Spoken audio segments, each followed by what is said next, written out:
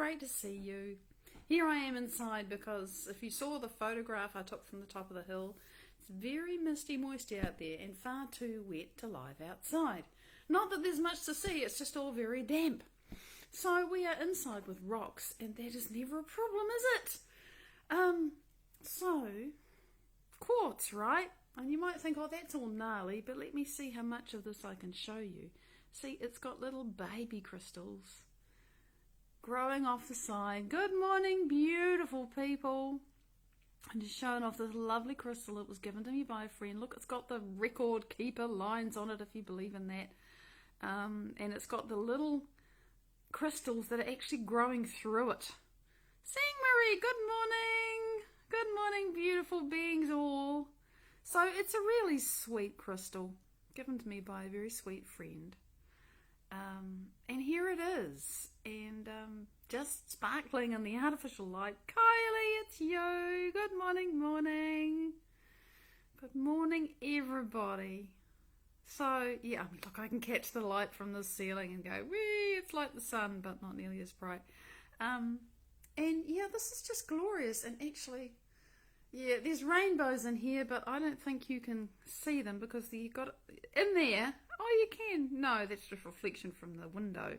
That blue little bit that you're seeing is from the window, but there are rainbows in there, believe me, just in that spot in there, which means that the stone has some water in it. But you've got to have the light in the right place to be able to see them. Monica, good morning, beautiful. Greetings to you on the other side of the world where it's evening time. So I'm just enjoying this. It is a really lovely stone. And it's a happy memory of a friend. So there you go. It's very transparent. You can see right through it. There's me talking. Misty, good morning. So something else in the quartz family, which is citrine, right? Now I put this in its copper wire. So this is citrine, quartz that's gotten hot, I think, and got different things in it. And what I really love about it, I believe this is natural, is, you know, it's got this layer of these black bits in here. Don't know what they are, don't really care, I just love it. And then there's the browny orangey bit at the top. And I just wound copper wire around it. Oh, yay! And, you know, if I hold it up on its string, this one really does swing quite happily by itself in the field that we create, quantumly entangled as people. I'm not doing anything, I'm just holding it. And it swings and makes a circle all by itself. What often happens with me if I do this is that the thing changes. You can see it's now going front to back. And it just makes up its own mind. And, you know, I don't use pendulum for dowsing or anything, but, you know, it's just doing this. I'm not making it. It's a natural phenomenon. It's just that we are electromagnetic and the crystal has a frequency and I have a frequency and you have a frequency. And they interact. Oh, look at that. It's just doing weird shit. So I like to show that off sometimes. It's just what happens when you have a weight on the end of a string, really. It's nothing about the stone. It's nothing about the binding. It's nothing mystical. It's just an interaction of something that you can measure but you can't see. And I'm really fond of the stone. It's beautiful. So there you go. Just take a look at the detail on it. There you are, you can see it now. It's kind of, it might be little bits of rutile. I really don't know. Now, last but not least, we have a little piece. This is chrysocolla from the Congo. And of course, it's from my friend Jenny Paolo's collection. And look at that. Isn't it just fabulous? I don't need to say anything except it's chrysocolla and it's from the Congo and it's awesome. And look at the bit that it's grown on, you know. The piece that isn't all blue is still just as fabulous as the piece that is. It's like a tree practically, or a piece of coral. So there you go, that's something wonderful, something different that we get to enjoy. You can see its little label that says Congo, upside down I think, and back to front, but there it is, and it's a little bit sparkly in the artificial light as well. So today I want to talk about feeling good, And I want to talk about feeling good as a skill, because as my inspiration, Dr. Joe Dispenza, says, and this is really, really true, we have been hypnotized into believing that we need something outside of us to happen or to arrive or to change or whatever it is, so that we can feel differently inside of us. And I was certainly enthralled, imprisoned, and whatever, to that belief that was the way the world was. For most of my life, I understood that was how it was, and if I was feeling bad, I didn't really understand that feeling good is actually a skill. Really, I thought that feeling good was something that happened when something good happened to you, and then you felt good as a result of that. And so you can see why people run around through their lives seeking things to make themselves feel better. Whether it is, I got to get married, I got to buy the flash house, I got to have the new car, I'm going to do drugs because I feel so awful, I need to anesthetize myself from the pain that I'm feeling, I'm going to have lots and lots of sex to do the same thing, I'm going to study my entire life. Whatever it is, we think that there's something outside of us that we need to do or have or needs to change or whatever for us to feel differently inside. And I mean, you only have to look at the mainstream media and in particular advertising to realise that this is so. We are hypnotised into this belief.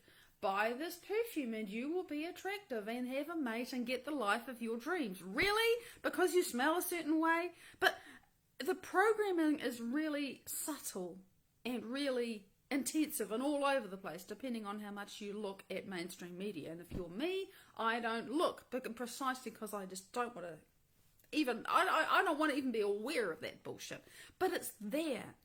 And children are hit with this stuff all the time. They get them early about what foods are cool and what phone is cool or exciting, or peer pressure and everything. We get hypnotized from an early age, and it's also a societal thing about, well, if you look nice then you'll be accepted, and I mean there's an evolutionary thing too, because anyway, you get the idea that we are programmed from a very early age to believe that our state of being in here is dependent upon what's happening outside of us and what we can get in the world and what we can achieve in the world and who likes us and who doesn't and all of that stuff. That is how we're programmed. And so the idea that feeling good is a skill was just like, what? You gotta be joking to me. A long time, when I started hearing Joe Dispenza say that, because I'm listening to him, in his lectures or interviews, things on YouTube, right? So I still listen a lot because I need to keep this information going into my head, and I still read and I still learn, and I'm building the model, as he would say, inside my head all the time. But I would hear him say this and I think, what? And what I understand now is that I was really crappy bad at feeling good. I was good at feeling bad. I was really good at feeling bad. It's a skill. And I didn't understand that it's just like riding a bike. You can learn to feel good independent of your circumstances. Now, that can be really, really hard when your circumstances are really rugged. But I know it's possible because people have done it. And I also know it's possible because I understand the neurological and the biochemical basis for the fact that we can do it. Because remember, when you have a thought, you get chemistry and then you have a feeling. That's how it starts. And why do you have a thought? Either because you're having an experience in the external environment that your brain perks up and pays attention to and goes, oh, there's a thing that's happening and I'm having some emotion about it, so I better have the memory to remember that I want to avoid this or I want to do this again. And then the chemistry pours, So experience enriches the brain, and then we remember it, and there's the thought, the memory is the thought, and then we have the feeling that comes with it. And so we think that because there was something outside of us that created that original experience, and then we have a feeling as a result that we need something outside of us to happen to change that. But what I now know, and that is after all normal and natural, and the default gets kind of set, right? If you have a traumatic experience, if we have more than one, or however long it takes, your default can get set to fear or to sadness or to anger or to whatever it is. And so that's kind of the thing. It's like if you want to learn to ride a bike, but all you know how to do is how to swim. It's like, and you've been swimming in water for your whole life. The first thing you have to learn to do is how to get out of the water. So it can be quite a process to learn to ride a bike if all you're used to doing is swimming. Bernadette, it's you, honey, yay! So the point I'm making is that if it's a skill, and we are programmed by life and actually by evolution to think that I feel because of something that's happened outside of me, but actually we can reverse it and say, I'm going to feel because I'm choosing that I can actually create the feeling. That is challenging, right? It's not normal and natural. It actually becomes supernatural. It really does. It's just not what we're programmed to do, but it is what we can do, and it's a skill. So the how-to, and of course there's the whole piece about the fact that every day I open my focus enough to shut down the chatter and the screaming and the yelling and the whatever else that's going on in my thinking analytical brain. I actually get to turn that off, and that means that it's a whole lot easier for me to forget that I've been a fish my entire life and now I want to start walking and riding a bike. Because, we can be really programmed to be a fish. I hope you understand what I'm saying. The fish is where you're used to being, but you want to be someone who rides a bike. So you got to stop being a fish and you got to start being a person. Or you got to stop being a sad person and start being a happy person. You got to stop being a sick person and start being a healthy person. All the while your body's still very convinced that it's sick or a fish or, angry or whatever it is. You have to become the mind that is independent of your body. And independent of your circumstances, and also independent of however long it takes you to get good at the skill of no longer being a fish, instead being a human that rides a bike. That's the challenge, and that's why a lot of people don't do this. So for me to do this, and maybe I'll just explain my process and then go into some of it, I have to turn my analytical mind off, because my analytical mind is full of all the memories, all of the thoughts that when I fire them bring up the old feelings. My analytical mind, my conscious mind, the mind that is going when I'm talking to you now, unless I'm paying attention, the mind that is busy running my body and answering questions and doing my work, that brain is also, that's the neocortex, right? It's the thinking, logical, rational brain. And it's creative and it makes choices and it has a will and it has conscience and all that stuff. Andrew, good morning. That's a great thing, but it has all of these memories about who I've been, and I have to turn that off. So for me, I do that by opening my focus. And when you open your focus, when you focus on space, when you're sensing the space around you, if you do that enough and you get good at it, when you're sensing, you're not thinking. And if you keep sensing and you make it bigger and bigger and bigger, and I make it bigger and bigger and bigger, and I'm following Dr. Joe Dispenza's cues in the meditation, and my brain is getting entrained, and the music really helps because I'm just wired for sound. Sound takes my brain over, which is a blessing and a curse depending on what you're listening to. But I get my focus gets really open, and I stop thinking and start feeling. And so the chatter goes away, and my body gets quiet. And I did this morning, right? I did it this morning because there was something came up yesterday, and I knew that, I was swimming like a fish yesterday. It wasn't for very long, and it wasn't very loud, but I recognised it, and I knew that it could get loud. And I did what I do, and I know how to sort of, stop it from getting enormous. And this morning, there it was, and I thought, right, well, I don't want to swim like that fish. I want to ride this bike. So I have to turn it all off. And those thoughts were still there, and they were trying to do their thing. I said, no, I'm not doing that. I'm putting my attention on something else. And then, open the focus.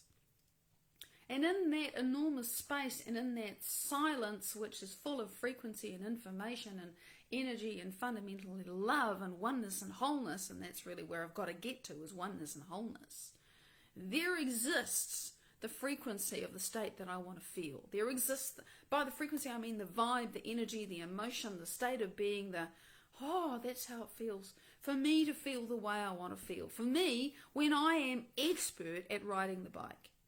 So I get to that place where I can actually bring up the sense of how it feels to be that person that I want to be, to feel like that person I want to feel like, to have the experience that I want to have, to, to be however long in my future and look back at that thing that used to be a thing and it's no longer a thing and I don't even think about it because it's no longer even in my brain. I've pruned those synaptic connections apart. It doesn't exist anymore. It's no longer who I am.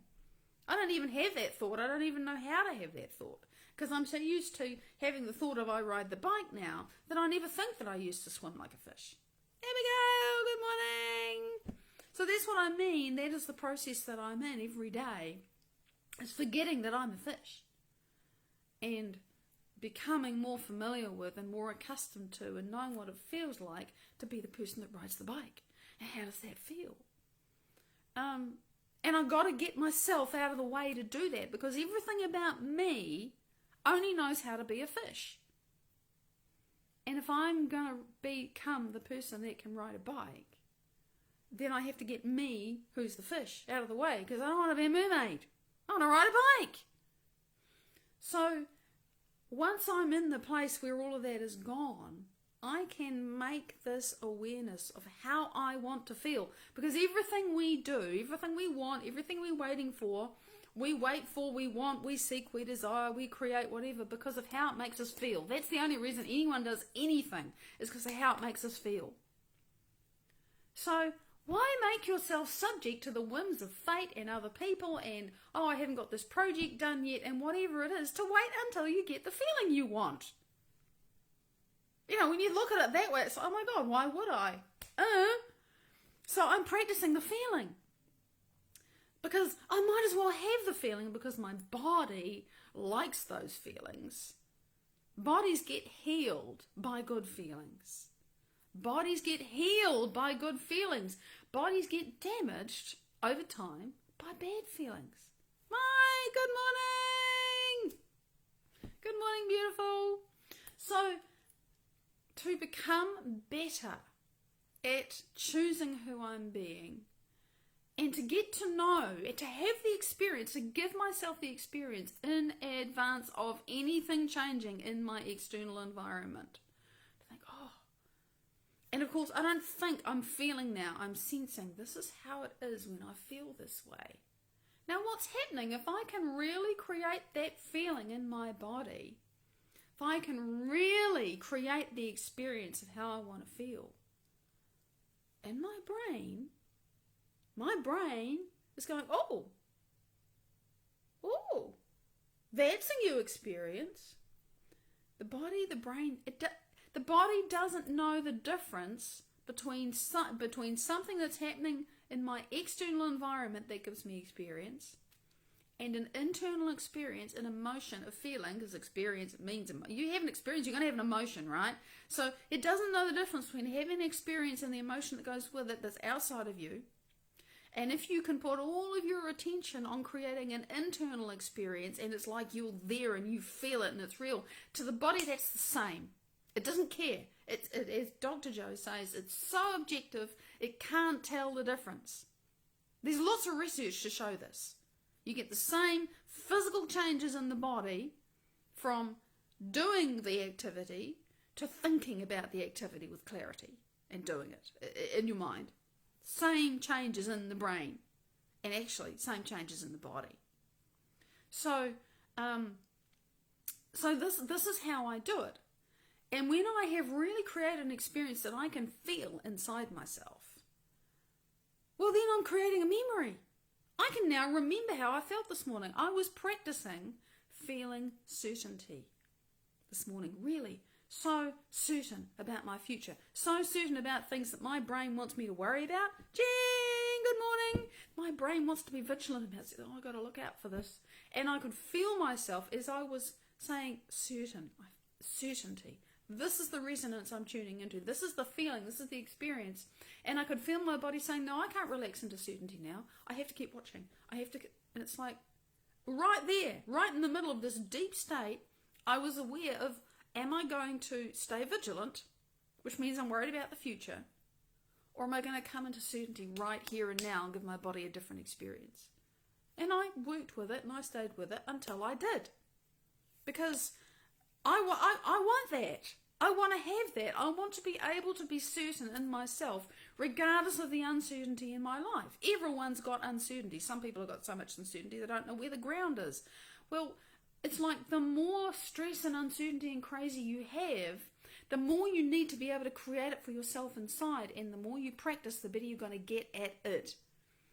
Because remember, I'm the person that a year ago still couldn't create a true elevated emotion because my heart was so locked down, frozen, shut, full of pain. I couldn't do it. And I only started to open my heart when Dr. Joe released that huge little meditation called Go Love 20. And then he did the thing three weeks later called You Inspire Me, because I couldn't face Go Love 20. It was like, oh my God, I can't do that. But I could do You Inspire Me, and I did that, and then I've got to do this other thing. I've got to open my heart. Lots of pain came out. But now, because I've practiced, I can actually bring up elevated emotions on command most of the time, quite quickly. Sometimes it takes longer. It just depends what's going on. It's a skill. And I'm telling you, if I can get good at generating elevated emotions, and now to the point where these days a lot of the time I'm just happy for no reason. Just happy for no reason. No reason at all. If I can do it, hell, you can do it. Believe me. Because I was programmed to be miserable. I did it to myself, and I've undone it. And I'm getting better at it. And you know what? Things are starting to manifest. Because I'm becoming more of an emotional and energetic, biochemical and genetic and spiritual and everything else resonant match for the things that I desire. You got to feel like it's here, and then it can find you. And that is a skill. It's got nothing to do with what's going on in your life. It's a tough thing to face up to and say, shit, I've got to make this happen for me regardless. But when we do, our lives change. And I'll finish with this. As Dr. Joe Dispenza says, nobody changes their life until they change their energy. And it's true. And by changing your energy, he means change how you feel. So that's what I wanted to start with this week. It's so simple. It's not easy, but it's so worth the effort. Big love. I'll see you tomorrow. Bye-bye.